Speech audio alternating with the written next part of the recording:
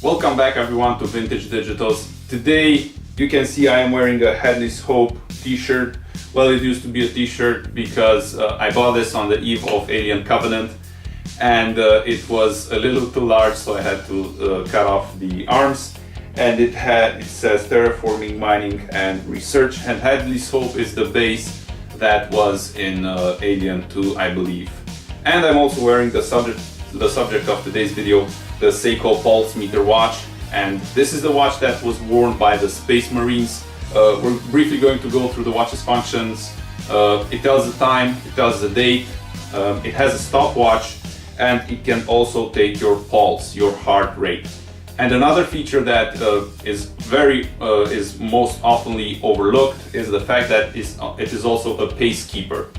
Okay, now we're going to go through the pulse meter functions first, and the way you can take the pulse is in two ways. You can use the touch sensor on the front, or you can use these probes that go on your chest. So for the first way of taking your pulse, you only need a watch strapped to your hand, and you just simply press pulse. And after you press pulse, you're supposed to keep your finger on the touch sensor and the watch will start taking your pulse. You can see that. If I'm talking, I will throw it off. There we go.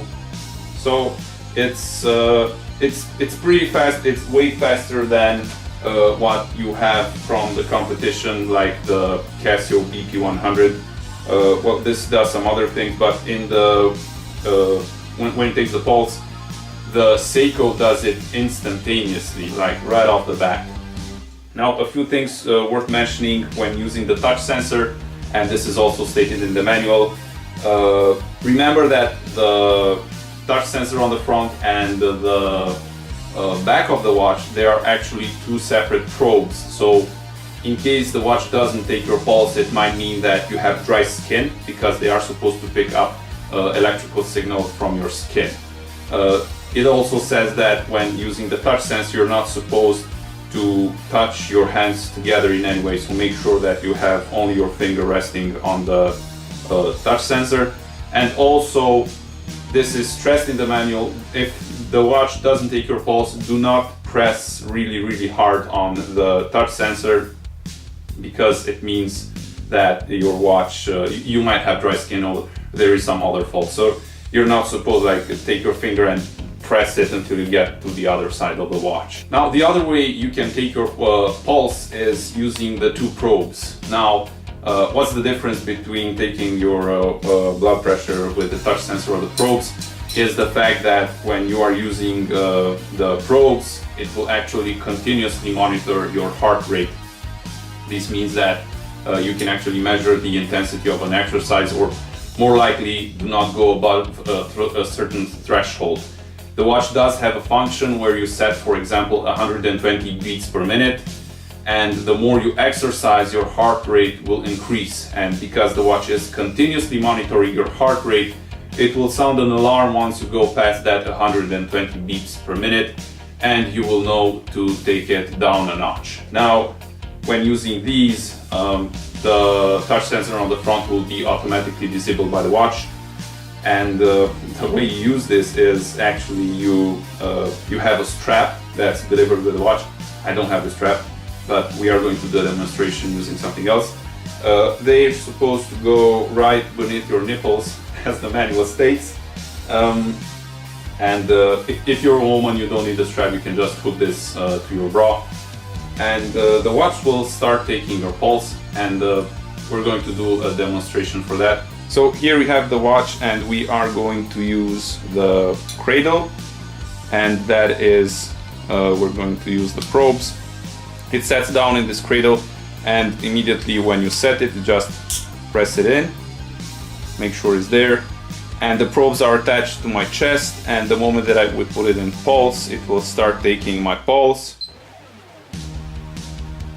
And you can see how instantaneous was that. If I start jumping up and down, you will see that the pulse increases. There we go. To show you what I'm talking about with the threshold and the continuous monitoring of the pulses is you put the watch into pulse mode. I am wearing the probes, and from the top left button you can see we can adjust the threshold of the alarm. We can cycle through every digit. Let's set it on 90. There we go. And now the moment that I go above 90 with my pulses, it will sound the alarm. We're not going. Okay, so I'm just going to do some movement around here just to make it go above 90.